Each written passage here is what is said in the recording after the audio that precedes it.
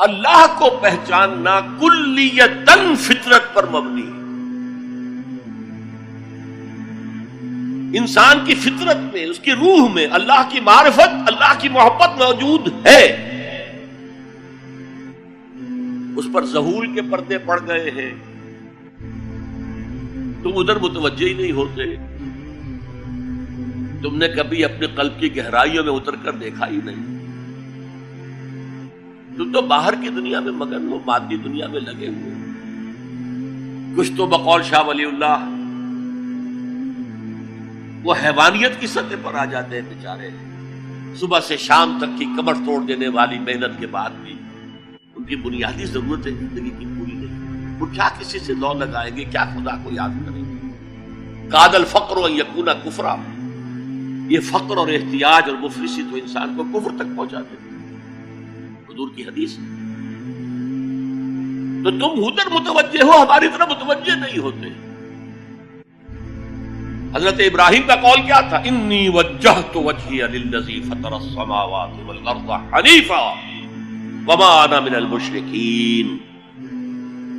اور یہ نماز کا افتتاح، انی وجہت وجہی، میں نے اپنا رخ سیدھا کر لیا ہے اللہ کی طرف، حنیف یکسو ہو کر، دائیں بائیں کوئی میری توجہ نہیں جا رہی. یہ ہے در حقیقت اس عبادت کا تقاضا، جو کہ شکر کا لازمی ضرورت. اب اس کا سنتھیسس دیکھیے. میں نے کہا کہ سب سے پہلے ایمان باللہ وہ کلیتاً فطرت پر ہے. اسی لیے کانٹ نے یہ ثابت کیا، ایک کریٹیک آف پیور ریزن، اس کی کتاب جس نے ہنگامہ پیدا کر دیا تھا پورے یورپ میں. اس وقت تک کرسچینٹی ڈومیننٹ تھی اور مذہب ایک اہم عنصر تھا انسانی زندگی کا. اس نے کہا اللہ کے وجود کے لیے جتنے منطقی دلیلیں دی گئی ہیں سب غلط ہیں، میں سب کو کاٹ کر دکھاتا ہوں. جیسے ہم کہتے ہیں لوہے کو لوہا کاٹتا ہے، منطق نے منطق کو کاٹ دیا. There is no logical reason to prove the existence of God. A critique of pure reason. میں نے کہا تھا پیور ریزن، عقل خالص جو فطرت سے رہنمائی نہیں لے رہی. وہ فلسفہ جو ہے اس کی منزل کیا ہے؟ ایگنوسٹسزم یا اسکیپٹسزم، لاادریت یا ارتیابیت. پھر اس نے ایک کتاب لکھی بعد میں، کریٹیک آف پریکٹیکل ریزن. اس نے کہا کہ عملی طور پر انسان اخلاق حسنہ اختیار کر ہی نہیں سکتا جب تک کہ خدا کو نہ مانے. یہ نیسیسٹی ہے انسان کو کہ مانے. علامہ اقبال نے اس کو تسلیم کیا ہے کانٹ کے اس دعوے پر. ان کی کتاب ہے reconstruction of religious thought in Islam, کہ کوئی منطقی دلیل خدا کے وجود کو ثابت نہیں کر سکتی. متکلمین نے کوششیں کی ہیں لیکن دلیل کو کاٹ دیتی ہے، منطق کا توڑ کر دیتی ہے. وہ صرف قرآن نے لفظ آیت استعمال کیا جو میں نے بیان کیا. اس کائنات میں ہر شے اللہ کی نشانی ہے. جیسے آپ کو اپنے کسی دوست کی دی ہوئی کوئی شے دیکھتے ہی دوست یاد آ جاتا ہے، ایسے ہی آفاق و انفس میں اللہ کی نشانیاں ہیں. تمہارے اندر بھی اللہ کی نشانیاں ہیں. ذرا توجہ تو کرو، آفاق کو دیکھو، کھول آنکھ، فلک دیکھ، زمین دیکھ، فضا دیکھ.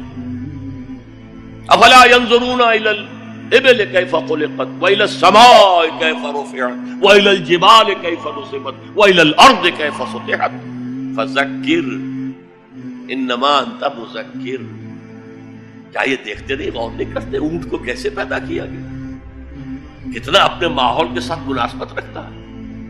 7 دن نہ کچھ کھانے کو ملے نہ پینے کو ملے، اس سے کوئی پرواہ نہیں. صحرا لقدت صحرا کا جہاز، وہ دیکھتے نہیں آسمان کیسے بلند کر دیا گیا، دیکھتے نہیں پہاڑ کیسے گاڑ دیے گئے، دیکھتے نہیں زمین کیسے پھیلا دی گئی. اے نبی آپ یاد دہانی کرائیے، یہ نشانیوں کی طرف متوجہ کر دیجئے. آپ سوائے یاد دہانی کرانے والے کے اور کچھ نہیں ہے. آپ کے ہاتھ میں اختیار نہیں ہے کہ آپ اللہ کو منوا لیں. یہ تو تمہارے اندر سے فطرت سے ابھر کر گواہی آئے.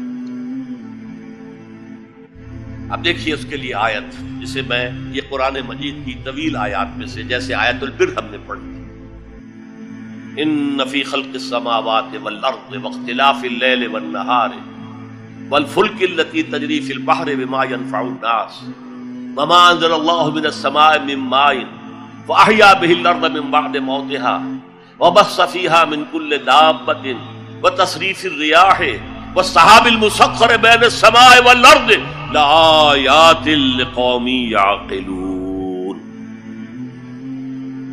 یقیناً آسمان اور زمین کی تخلیق میں، رات اور دن کے الٹ پھیر میں، اس کشتی یا جہاز میں کہ جو ایسا سامان لے کر چل رہی ہوتی ہے جو لوگوں کو نفع پہنچاتی ہے، اور وہ جو اللہ نے آسمان میں سے پانی اتارا اور اس سے زمین کو اس کی موت کے بعد زندہ کر دیا اور زمین میں پھیلا دیے ہر طرح کے جاندار، اور یہ ہواؤں کا چلنا اور یہ بادل جو مسخر ہے زمین و آسمان کے مابین، ان میں سے ہر ایک نشانی ہے، پہچانو۔ کیا مطلب؟ تم نے کسی مصور کی تصویر دیکھی، تعریف تصویر کی کرتے ہو یا مصور کی کرتے ہو؟ مصور کا کمال ہے، تصویر میں کیا ہے؟ ہاں وہ اپنے منہ سے بول رہی ہے، اپنی زبان حال سے اپنے بنانے اپنے مصور کی تعریف کر رہی ہے۔ تو کائنات کا ذرہ ذرہ اللہ تعالیٰ کی نشانیوں پر۔ شیخ سعدی نے کہا، بڑا پیارا شعر ہے، برگ درختان سبز در نظر ہوشیار، ہر ورق دفترست از معرفت کردگار۔ یہ جو سبز درختوں کے پتے ہیں، ایک نگاہ ہوشیار جو کہ ان کی حقیقت کو پہچان سکے، اس کے نزدیک ہر پتا معرفت کردگار کا ایک بہت بڑا دفتر ہے۔ اور آج ہمیں معلوم ہے ہر پتا ایک فیکٹری ہے، فوٹو سنتھسس کا عمل اس میں ہو رہا ہے، سورج کی انرجی کو جذب کیا جا رہا ہے۔ برگ درختان سبز در نظر ہوشیار، ہر ورق دفترست از معرفت کردگار۔ وہ جو آیت میں نے آپ کو سنائی اسے میں نے نام دیا ہے آیت الآیات۔ اتنی آفاقی آیات کسی اور آیت میں جمع نہیں کی گئی جتنا بڑا گلدستہ ہے۔ ان فی خلق السماوات والارض واختلاف اللیل والنہار والفلک التي تجری فی البحر بما ينفع الناس وما انزل اللہ من السماء من ماء فاحیا به الارض بعد موتها وبث فیہا من کل دابۃ وتصریف الریاح والسحاب المسخر بین السماء والارض لآیات لقوم یعقلون۔